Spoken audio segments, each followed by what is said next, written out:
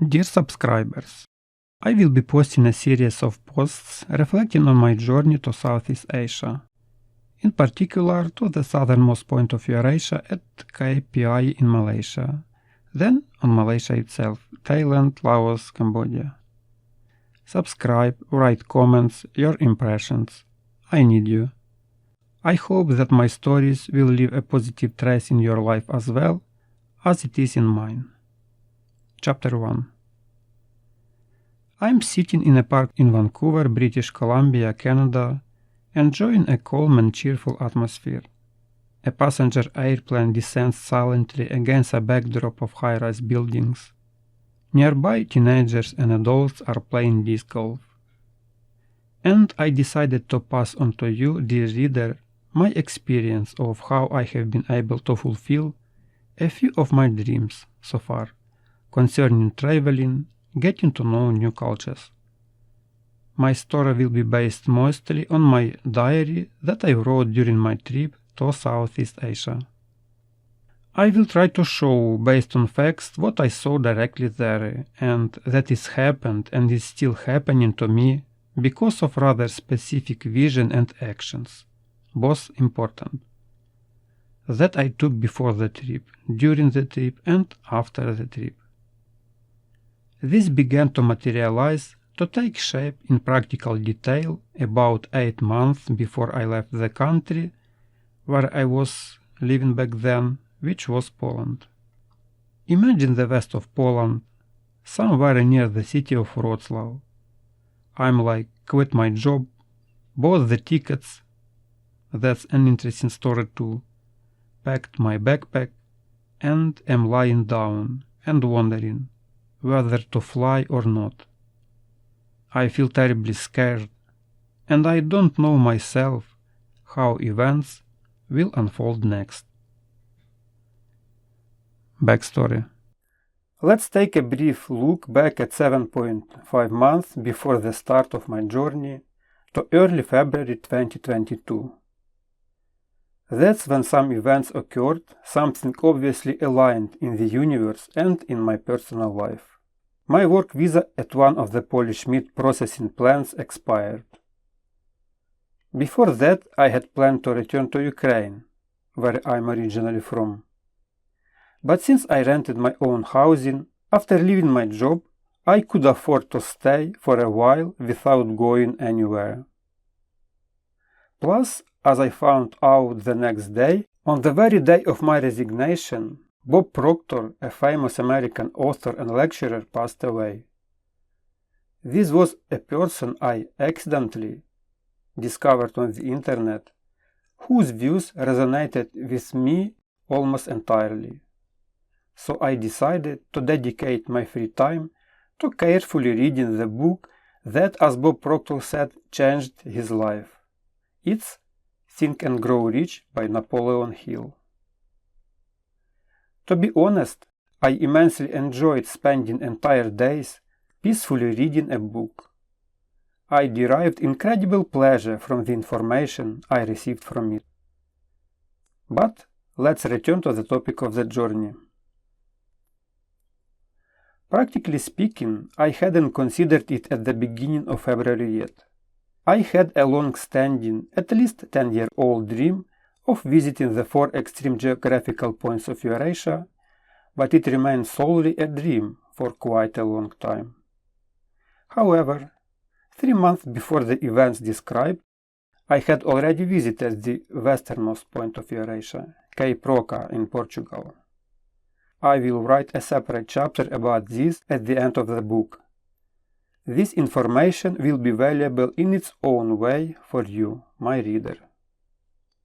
Before reading Think and Grow Rich, I expected it to add clarity to my thinking, to help me sort out numerous diverse thoughts. But the book's effect began to manifest itself in a somewhat unique way. I started having thoughts about visiting the next extreme point of Eurasia, the southern one. However, it was significantly farther from me than the first, the western one, somewhere in distant Asia.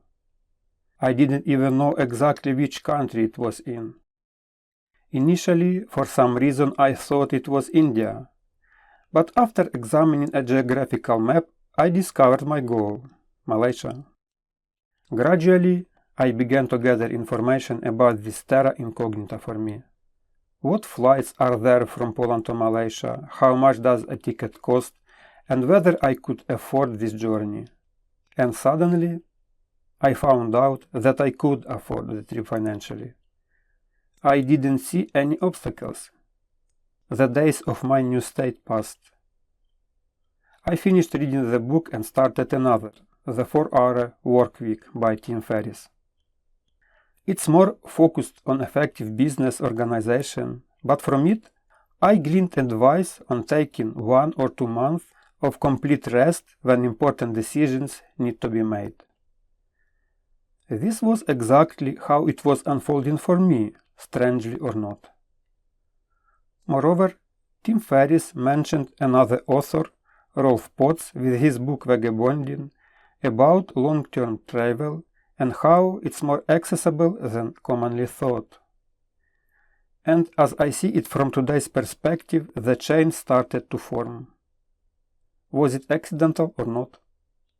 I don't think it was entirely accidental. As Chade Meng Ten quotes in his book Joy on Demand, a Buddhist proverb says, "When the student is ready, the teacher appears." Apparently, that's how it started to unfold for me. Thus, the decision was made to fly. I stayed in Poland because I saw the opportunity to save here the necessary amount for the journey. I found another job which had more days off, during which I found information that was important for my survival in another country in yet unknown Asia. Besides the ticket price to Malaysia, I was interested in food prices, hostel prices, and transportation costs. Gradually, I formed a more or less clear picture of what my journey would be like. I'll clarify that until then, Malaysia was almost as distant to me as Mars. I read topics like what clothes people wear there. It was hard for me to imagine their streets and traffic. This shows how far removed I was from Asia. To give a preview, I'll say that it turned out to be welcoming and friendly, as were the other 3 countries I traveled to after Malaysia. Initially, I planned to be on the road within 6 months, meaning by August 2022. But along the way, an additional 3 months of preparation were added. Also, I'll add an important detail about planning my journey.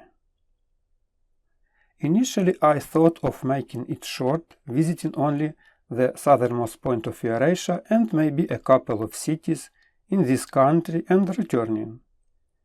But since I didn't have an European Union residence permit, after leaving I could return within the visa-free regime no sooner than 3 months later. And I'll say that all of this wasn't accidental, because the universe planned to give me more than I could imagine. It was only up to me to accept it. In this journey I realized that this is my thing. I like seeing new places, meeting and talking with new interesting people, getting acquainted, even briefly, with another culture, seeing that while we might appear different on the surface, we are all the same inside and strive for the same thing, to live. I found my path in this journey, and traveling is my path in life. In traveling is my place, and everything else is just preparation for it. Regarding the practical steps I took during the month to reach the required amount for a 4-month journey. Yeah, when planning to actually be in Asia for 3 months, I accounted for an additional month, just in case.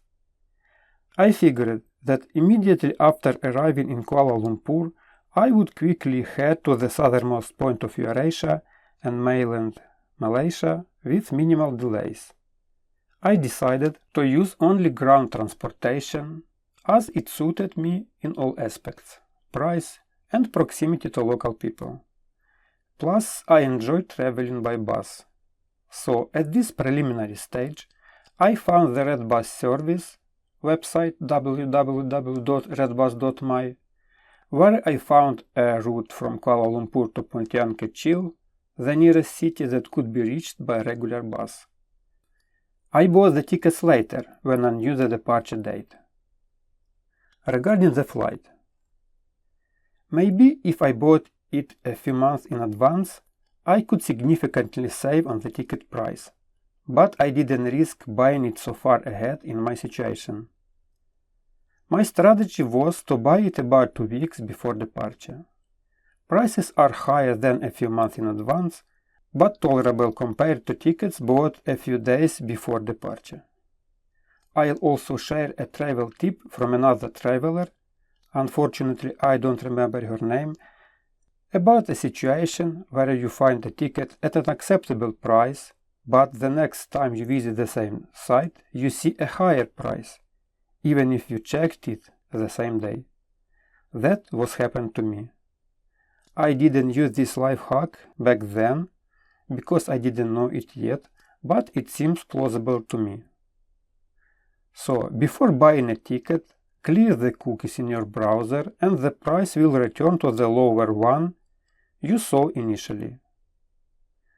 I remember that feeling of mine when I'm already so happy that the ticket price is low and then bam, and the price is $150 to $300 higher.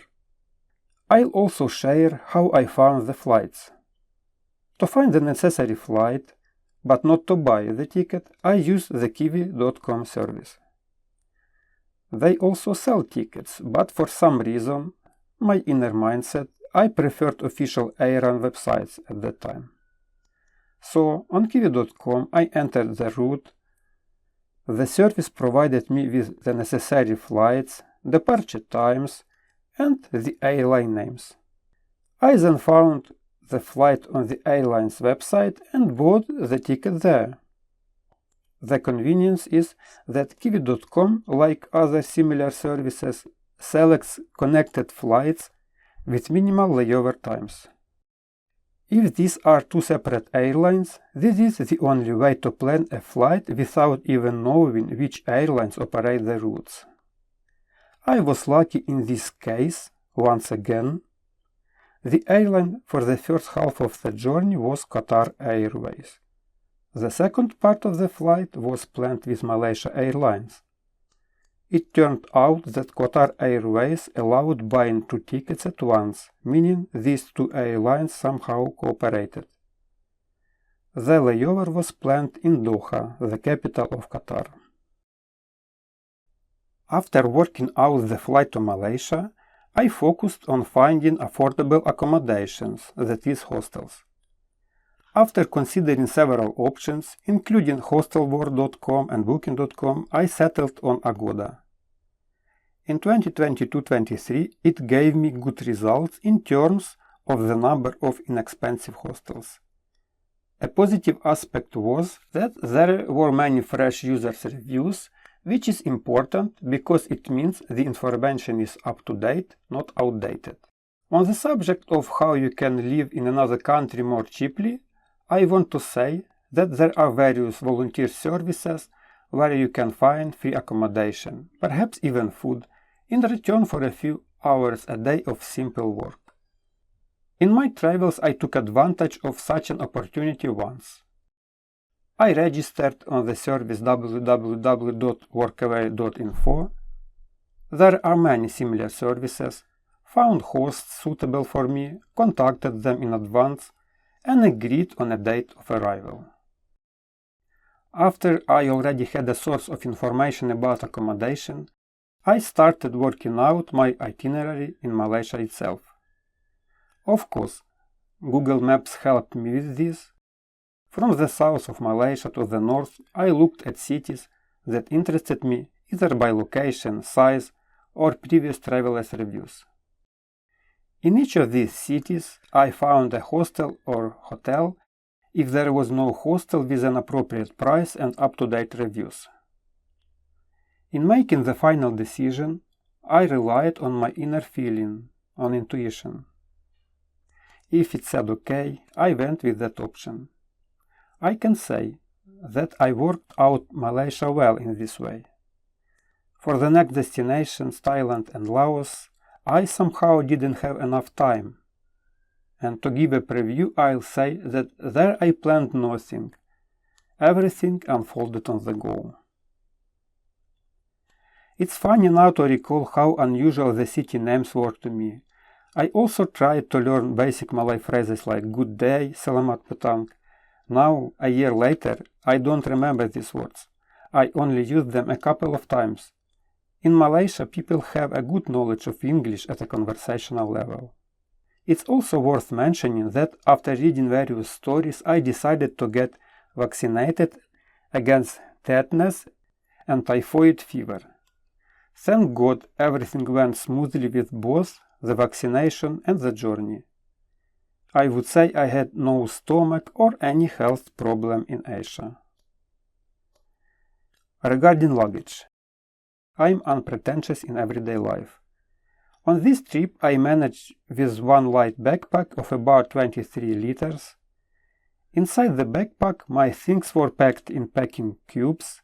The word sounds solid, but it's just small bags that add convenience when packing and unpacking the backpack. I also bought myself a rain poncho.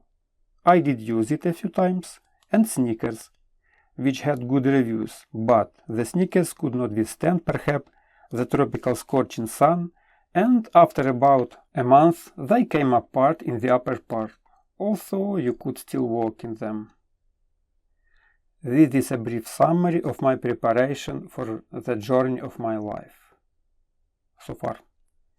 Once again, I want to emphasize that all of this became possible only because I decided it was possible.